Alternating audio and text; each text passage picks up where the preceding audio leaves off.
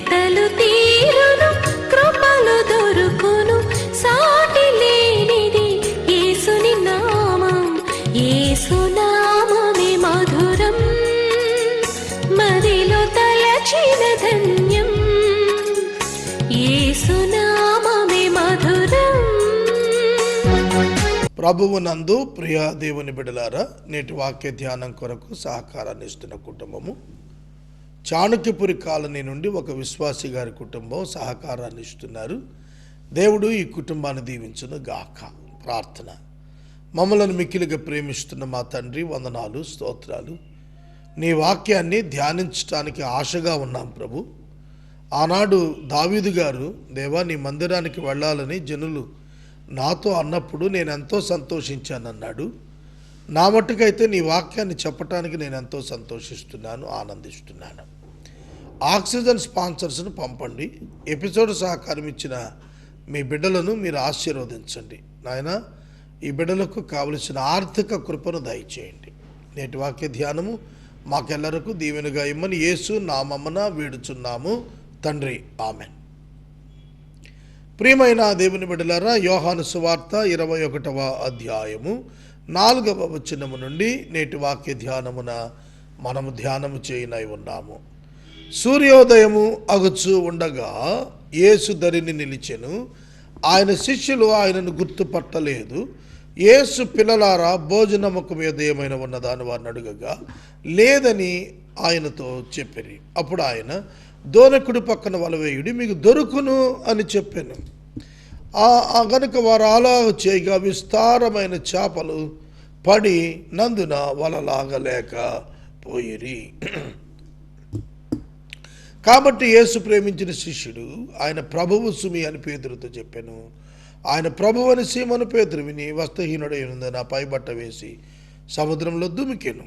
దరి ఇంచుమించు 300 మూరల దూరం ఉన్నందున తక్కిన శిష్యులు చేపల గలవల లాగుచు ఆ చిన్న దోణిలో వచ్చిరి. ఇక్కడ వరకు మనం గత రాత్రి చదివాం. ఇందుని మనం గమనించినప్పుడు ఒక్క మాట, యేసు చెప్పిన మాట మీకు చెప్తాను, తర్వాత ముందుకెళ్తాను. దోణి కుడి ప్రక్కన వలవేయుడి మీకు దొరుకునని చెప్పాను. ఈ ఒక్క పదంపై నేటి మన ఆలోచన. చెప్పినదెవరు? యేసు. చెప్పినదెవరికి? శిష్యులకు. ఏమని చెప్పెను?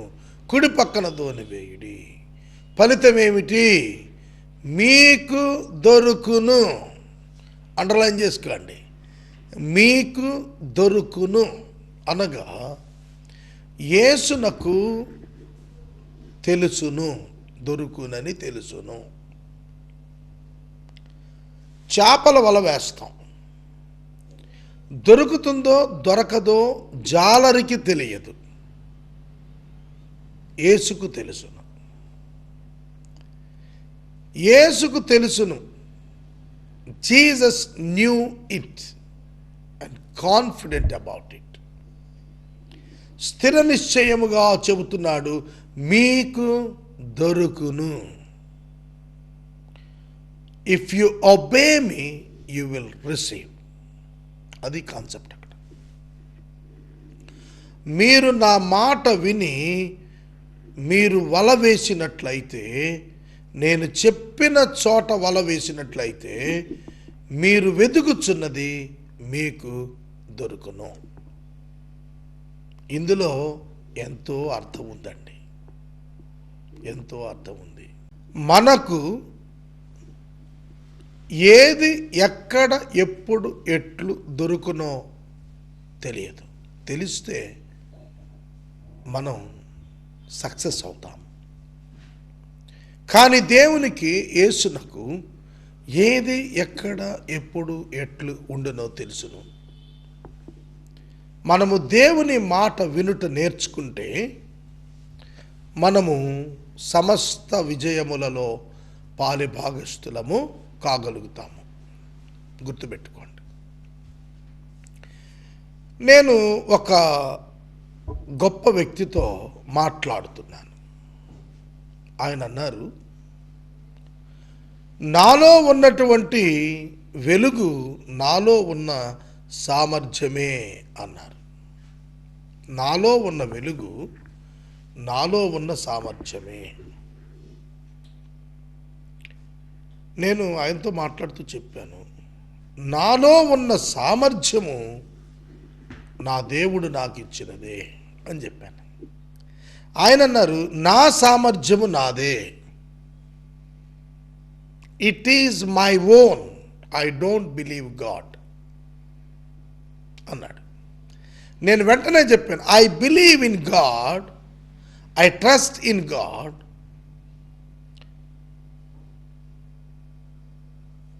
the power or the knowledge or the talent of me is of the Lord.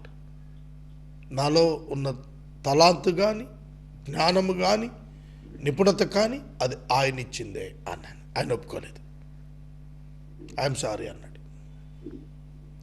ఒక్కటి గుర్తుపెట్టుకోండి,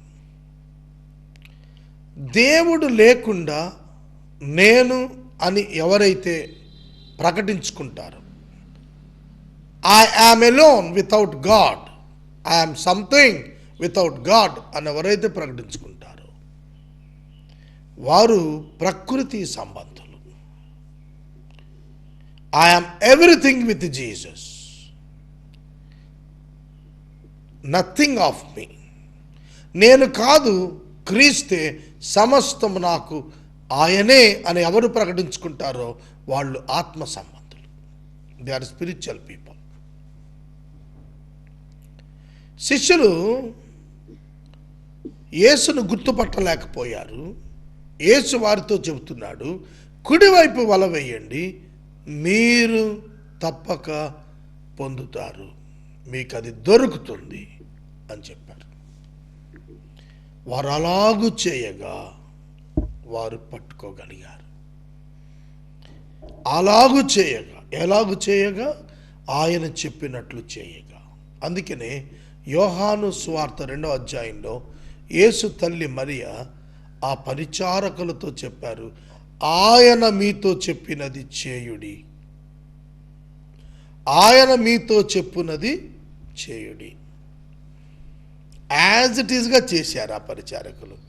నీరు పోయమన్నారు, ప్రభు 6 రాతి బాణల అంచుల మట్టుకు పోశారు పనివారు. నీరు పోయమనగా 6 రాతి బాణల వరకు కూడా నీరు పోశారు.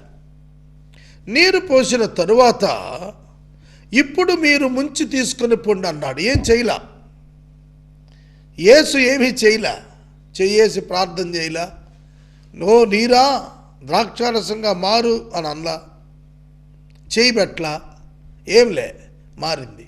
ఎప్పుడు? వారు ఆయన చెప్పినది చేసినప్పుడు. వారు ఆయన చెప్పినది చేసినప్పుడు మారింది. 10 మంది కుష్ఠరోగులు యేసుని ఎదుర్కొని మమ్మల్ని బాగు చేయమన్నారు. ప్రభువు బాగు చేయలే, కానీ బాగైపోయిన వారు ఎట్లా అయితే మోషే నియమించిన కానుక యాజకుడికి చెల్లిస్తారో అట్లా మీరు పోయి చెల్లించండి అన్నాడు. వెళుతూ ఉన్నారు 10 మంది. 10 మంది శుద్ధులయ్యారు. 9 మంది యాజకుని దగ్గరికి పోయారు. ఒకడు వెనక్కి తిరిగి వచ్చాడు. యేసును స్తుతిస్తూ మహిమపరిచాడు. యు ఆర్ ద గాడ్, నువ్వు దేవుడివి అని చెప్పాడు. అక్కడ మీరు గమనించండి, చెప్పినది చేసినందున వారు పొందుకున్నారు ఆరోగ్యాన్ని. ఏలియా చెప్పాడు విధవరాలతో, మొదట నేను చెప్పింది చేయి, నువ్వు వెళ్ళి అప్పం చేసుకుని మొదటి అప్పం నాకు తీసుకురా. అలాగే తీసుకొచ్చింది, మొదటి అప్పం తీసుకొచ్చింది. అంతే. ఏం సంభవించింది? ప్రియమైన దేవుని బిడ్డలారా, 3.5 సంవత్సరాలు ఆ పిండి తొట్టెలో పిండి అయిపోలేదు, నూనె కొండలో నూనె అయిపోలేదు. ఆమెకు దొరికింది. 3.5 years ఫుడ్ దొరికింది. అర్థమవుతున్నదా? దేవుడు చెప్పినది చేయుట నేర్చుకుంటే మనకు దొరుకును. What is the secret to get what ever you want. నీకేం కావాలో దాన్ని పొందాలని నువ్వు అనుకుంటే నువ్వు చేయాల్సింది ఒకటే, దేవుడు నీతో చెప్పింది చేయాలి. దేవుడు నీతో చెప్పింది చేయాలి. Trust your God and his power. ఒక మాట చెప్పనండి, దేవుడి పేరిట కానీ లేదంటే నాస్తికత్వం పేరిట కానీ మతాల పేరిట కానీ ఒక మనిషిని యేసుక్రీస్తు దగ్గరకు రాకుండా చేసేది ఏదైతే ఉన్నదో అదే darkness and the power of the darkness. Bible చెబుతాం. సువార్త యొక్క ప్రకాశము అవిశ్వాసులైన వారి మనోనేత్రముల మీద ప్రకాశింపకుండునట్లు ఈ యుగ సంబంధమైన దేవత వారి మనోనేత్రములకు గుడ్డితనము కలిగించి ఉన్నాడు. అవునా?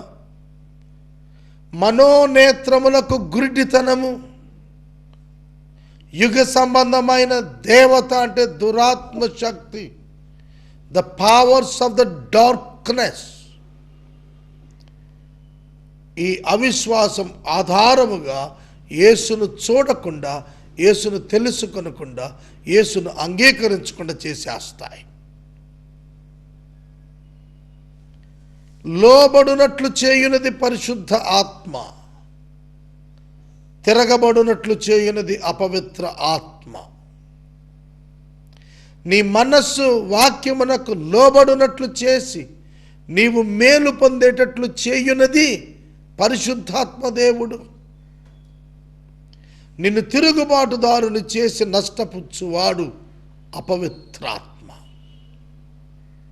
ఈ వ్యత్యాసం ప్రతి విశ్వాసికి తెలుస్తుంది. ఈ వ్యత్యాసము ప్రతి విశ్వాసికి తెలుస్తుంది. గుర్తుపెట్టుకోండి, గమనించండి. నేను చెప్పినట్లు చేయండి, మీకు దొరుకుతుందని యేసయ్య చెబుతున్నాడు. దేవుని వాక్యము మనతో మాట్లాడుతుందంటే అనుభవం ఉన్నదా మీకు? వాక్యము చదువుచు ఉండగా దాని అందరి నియమము మీ అంతరంగములో పరిశుద్ధాత్మ దేవుడు మీ ఆత్మలో గ్రహింపునిచ్చి ఒప్పింపజేస్తాడు. అది దేవుడు మాట్లాడటం అంటే. చెవులో మైక్ పెట్టి మాట్లాడటం కాదు, యాజ్ ఇట్ ఈజ్గా ఉన్న స్క్రిప్చర్ను వల్లించటం కాదు దేవుడు మాట్లాడటం. దేవుని నియమమును చిత్తమును నీ అంతరంగములో గ్రహించున్నట్లు పరిశుద్ధాత్ముని ద్వారా జరిగించే ఒక మహోన్నత క్రియ, ఒక మహోన్నత క్రియ, అంతరంగ క్రియ దేవుడు నీతో మాట్లాడుట అని నీవు గ్రహించాలని నేను మనవి చేస్తున్నాను. మీకు దొరుకును. ఆదికాండం 18వ అధ్యాయంలో వచ్చే సంవత్సరం మీదటికి నీ ఎదుగు వస్తాను, నీ కుమారుడు ఉంటాడు అన్నాడు. అది నమ్మితేనే, నమ్మకపోతే ఎట్లా ఉంటాడు?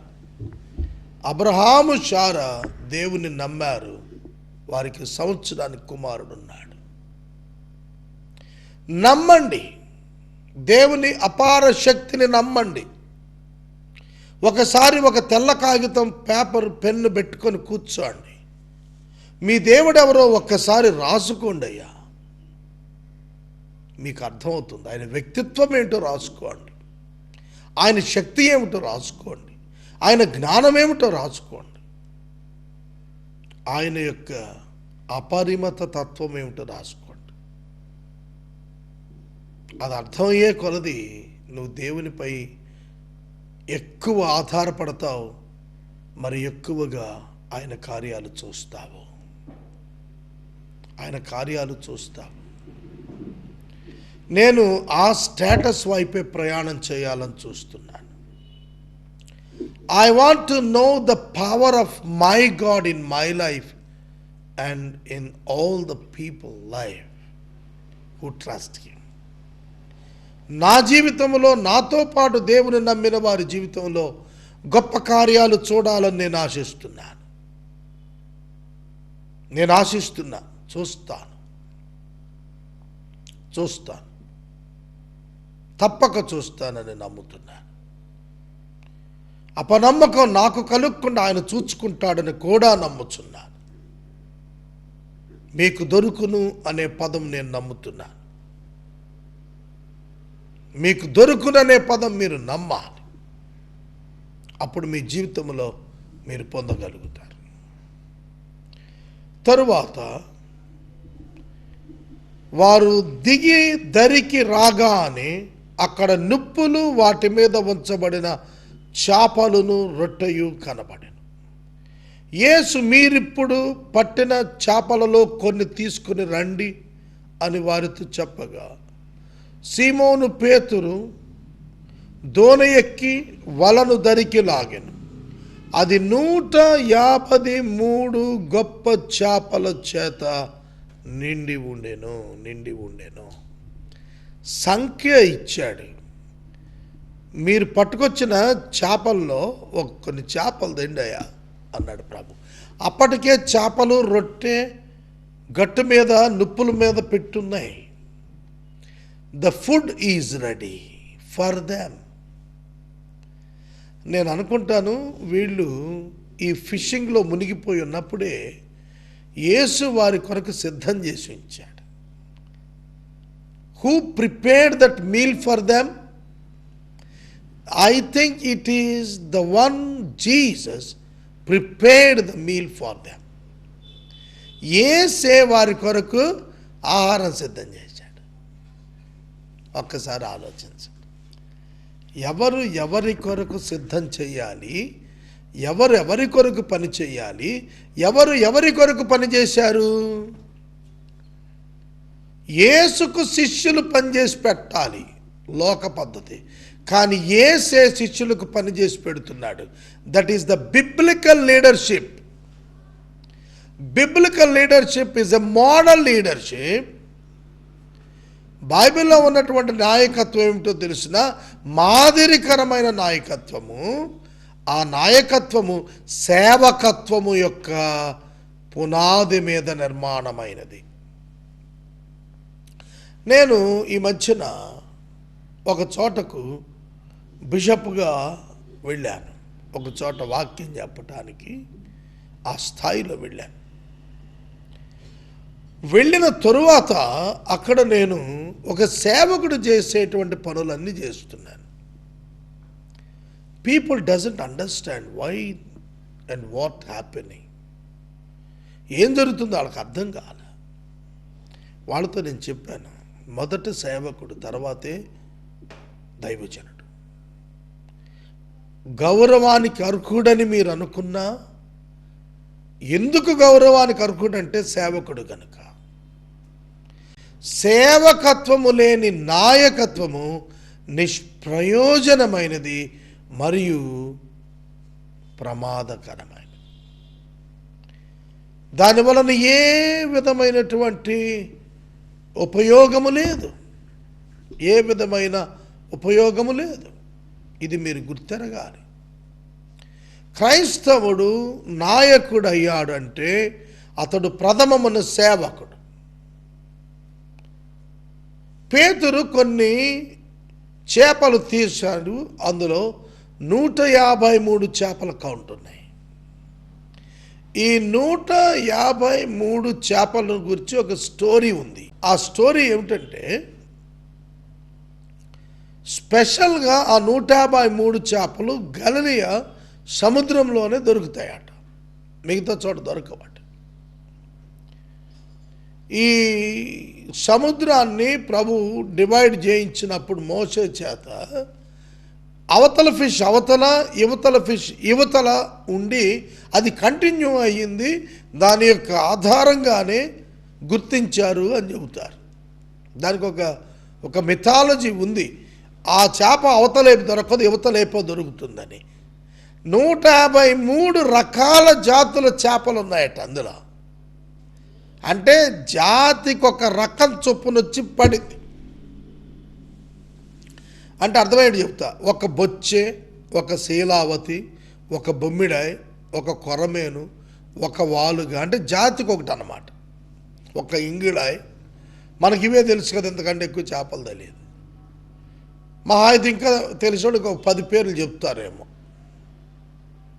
సందువా అని, లేదంటే పండుగ అప్ప అని, అట్లా ఇంకా కొన్ని పేర్లు చెబుతారేమో.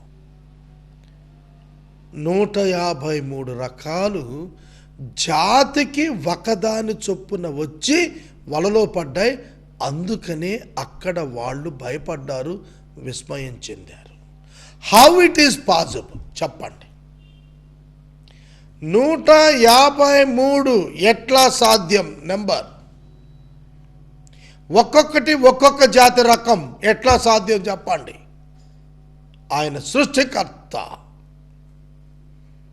ఆయన మాట చొప్పున వల వేస్తే జాతికి ఒక చేప చొప్పున 153 రకాలు వచ్చి ఆ వలలో కూర్చున్నాయి. అర్థమవుతున్నదా ప్రియమైన దేవుని బిడ్డలారా? కనుక చేపలు విస్తారముగా పడిన వల పిగలలేదు. రండి భోజనం చేయండి అని యేసు వారితో చెప్పాడు. ఆయన ప్రభువని వారికి తెలిసిపోయింది. నీవెవడవని శిష్యుల్లో ఎవడు ఆయన అడగలేదు, తెగింపలేదు. యేసు వచ్చి ఆ రొట్టె తీసుకుని వారికి పంచిపెట్టాను, అలాగే చేపలు కూడా పంచిపెట్టాడు. యేసు మృతుల్లో నుండి లేచిన తర్వాత వారికి ప్రత్యక్షమైంది. ఇది 3వసారి. ఈ 3rd టైం ప్రత్యక్షత ప్రభు వారికి ఇచ్చినప్పుడు వాళ్ళు యేసు ఎవరో గ్రహించారు గనుక నువ్వెవడవు అని అడిగే ప్రయత్నం చేయలేదు. యేసు మహిమ దేహములో ఉన్నారు. మౌనంగా భోంచేశారు తప్ప ఎవరు ప్రభువుతో మాట్లాడటం కూడా సాహసం చేయలేదు. ఇది చాలా అద్భుతమైనటువంటి సంభవం. ఈ 3వ పర్యాయపు ప్రత్యక్షతలో ఇంకా కొన్ని అద్భుతమైన విషయాలు ఉన్నాయి. అవి నేను రేపటి దినం మరలా జ్ఞాపకం చేస్తా. ఈ లోపల ఇవాళ సమయం ఉన్నప్పుడు కొన్ని మాటలు చెబుతున్నాను. అవేమిటంటే, యేసు వచ్చి ఆ రొట్టెలు తీసుకుని వారికి పంచిపెట్టెను, చేపలు కూడా ఆయనే పంచిపెట్టెను. That is our God. 5,000 మందికి ఆహారం పెట్టినప్పుడు ఎవరు పంచారు? శిష్యులు పంచారు. 4,000 మందికి ఆహారం పెట్టినప్పుడు ఎవరు పంచారు? శిష్యులు పంచారు. ఇప్పుడు శిష్యులకు ఎవరు పంచుతున్నారు? యేసయ్య పంచుతున్నాడు. Jesus is ministering them. ఎప్పుడైనా మీరు మీకంటే చిన్నవారు, తక్కువ వారితో మీరు వారికి పరిచర్య చేసింది ఉందా? యేసు వారికి గురువు కదా, పునరుద్ధానుడైన యేసు కదా, మహిమదేహములో ఉన్నవాడు కదా, మరింత గొప్పవాడు కదా. అలా అనుకున్నాడు ఆయన. వాళ్ళ కోసం పొయ్యి మీద, నిప్పుల మీద చేప రొట్టెలు పెట్టించి రండి భోంచేయండి అన్నాడు. రండి భోంచేయండి అన్నాడు. అంతేకాకుండా ఆయన పంచిపెడుతున్నాడు. He is distributing the food, serving the food to them. అంటే సేవకుడిగా మారిపోయాడు. నేను మృతులలో నుండి లేచిన వాడును, ఆది సంభూతుడును, ఒక్కడనే, నేను అనువాడను, నేనే, కాబట్టి మీరు నాకంత దాసులు అన్నాడా? లేదండి. తాను పరిచర్య చేస్తున్నాడు పునరుద్ధానుడైన తర్వాత. యేసు చేపలు పంచిపెట్టాడు, రొట్టెలు పంచిపెట్టాడు. మనం పనిచేస్తామా? నేను చాలా చోట్ల వాక్యం చెప్పడానికి వెళ్తాను, ఫంక్షన్స్లో, బర్త్డేస్, వెడ్డింగ్ యానివర్సరీస్. నాకు చాలా ఇంట్రెస్ట్ ఏంటంటే నాకు కూడా సర్వ్ చేయాలని ఉంటుంది. నేను సప్లయర్స్ దగ్గర పోతాను, చాలా చోట్ల జరిగింది ఇది. నేను వాళ్ళని అడుగుతాను, బాబు నేను కూడా మీతో పాటు కొంచెం సర్వింగ్ చేస్తాను రా కాసేపు. వాళ్ళు ఒప్పుకోరు. అయ్యారు వద్దండి, మీరు చేయొద్దండి, మీరు కూర్చొని మేము చేస్తా ఉంటాం. Serve to the people. It's a great opportunity to please God. మనము సేవకులముగా తగ్గించుకునుట దేవుని సంతోషపెట్టుటకు కారణమవుతుంది. ఇది గుర్తుపెట్టుకోండి. మీరు ఎప్పుడైతే సేవకులుగా మారుతారో అప్పుడు మీరు దేవుని చేత ప్రేమించబడతారు. దేవుడు మీ యందు ఆనందిస్తాడు. It is the character, not the work or not the duty. దేవుడు మన క్రియను బట్టి కాదు, మన వ్యక్తిత్వాన్ని బట్టి ఆనందిస్తాడు. ఆదికాండం 4లో హేబేలు వ్యక్తిత్వాన్ని బట్టి ఆనందించాడు, క్రియను బట్టి కాదు. కయీను వ్యక్తిత్వాన్ని బట్టి తిరస్కరించాడు, అర్పణ బట్టి కాదు. యేసును క్రియను బట్టి కాదు ప్రేమించింది, వ్యక్తిత్వాన్ని బట్టి. యేసును దేవుడు ప్రేమించింది సిలువను బట్టి కాదు, సిలువకు సిద్ధమైన మనసును బట్టి. It's all because of his character to go to death for others. ఇతరుల కొరకు ప్రాణం పెట్టడానికి యేసు వెళ్ళాడే, ఆ గుణాన్ని బట్టి ప్రేమించాడు దేవుడు. నా గుణం ఎలా ఉండాలి అంటే, నన్ను ప్రేమించుకునేది కాదు, నా కుటుంబాన్ని ప్రేమించుకునే కుచితమైనది కాదు, నా ప్రజలు అనే భావన లేకుండా సకల లోక మానవులను ప్రేమించగలిగినప్పుడు దేవుడు మనలను ఆశీర్వదిస్తాడు. నేను ప్రార్థన చేస్తాను. నేటి ఎపిసోడ్కు సహకారం ఇచ్చినటువంటి కుటుంబము చాణక్యపురి కాలనీ నుండి ఒక విశ్వాసి గారి కుటుంబం. దేవుడు వీరిని దీవించును గాక. ప్రార్థన. మమ్మలను మిక్కిలిగా ప్రేమిస్తున్న తండ్రి, వందనాలు. వాక్యము విన్న బిడ్డలను దీవించమని అడుగుతున్నాము. మీ బిడ్డలు సహాయం చేసినందుకు కృతజ్ఞతలు. వారిని ఆశీర్వదించండి. యేసు నామమున అడుగుచున్నాము, ఆమెన్. తండ్రి అయిన దేవుని ప్రేమ, కుమారుడైన యేసయ్య కృప, పరిశుద్ధాత్మ దేవుని అన్యోన్య సహవాసం సదా మనకు తోడయుండును గాక. ఆమెన్.